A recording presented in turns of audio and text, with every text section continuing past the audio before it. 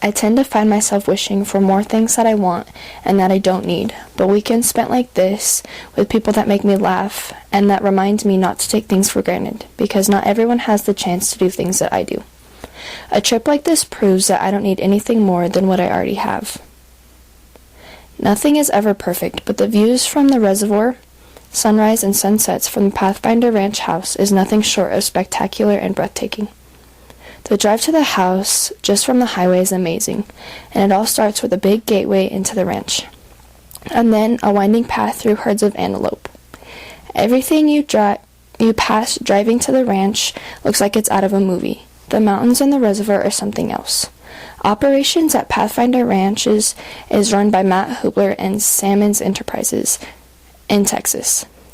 This ranch in Wyoming has not only been helpful to the ranches around it, but also the wildlife that live in the Ferris Mountains, Seminole Mountains, and the Sweetwater Rocks that pass through the ranches. Do the right thing is what the people involved in the Muley Fanatics live by every day. My dad, Jeff Cowley, is the chairman of the Southeast Wyoming Chapter of the Muley Fanatic Foundation. This foundation does everything they can to help the habitat of the mule deer.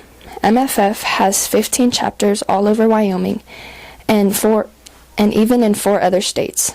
The Muley Fanatics, along with the help of Pathfinder Ranches, has done some amazing things to help not only the mule deer habitat, but also a bunch of other animals' habitats by building things like migration gates and just replacing fence in places where the fence has been torn up by animals that either can't get over it or can't get under it.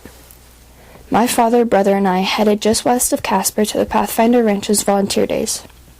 For the past 2 years, Pathfinder Ranches has held a volunteer weekend to replace old sheep fence that doesn't allow fawns and calves through. In the past 2 years, the crew of the Muley Fanatics and Pathfinder Ranches have put up 3 migration gates to help when the migration season hits. The adults and young fawns or calves can stay with their parents and not get tangled up in woven sheep fence. At one point, I was helping my dad pull staples, and we found that there were 3 strands of barbed wire on top and then a sheep fence, but below was 4 more strands of barbed wire.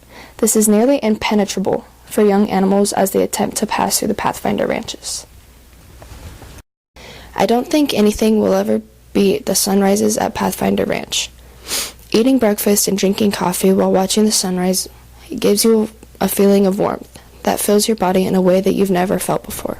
The smell of bacon and eggs, now, will always remind me of mornings at the ranch.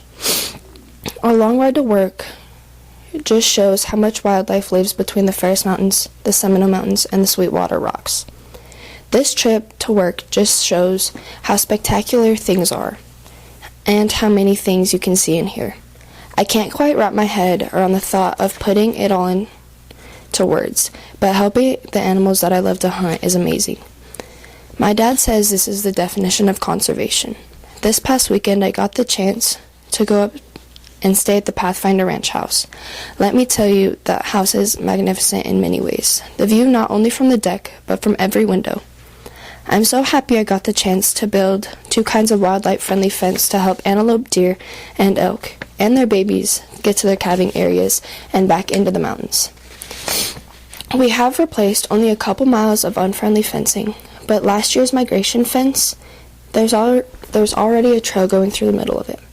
So this result just shows that what we're doing is helping little by little. We still have a ways to go, but if we keep seeing these kinds of results, we know where to put up fence. These weekends show me that there are still good people that are willing to give up their free time to help tear down fence and replace it to help animals they might not ever see.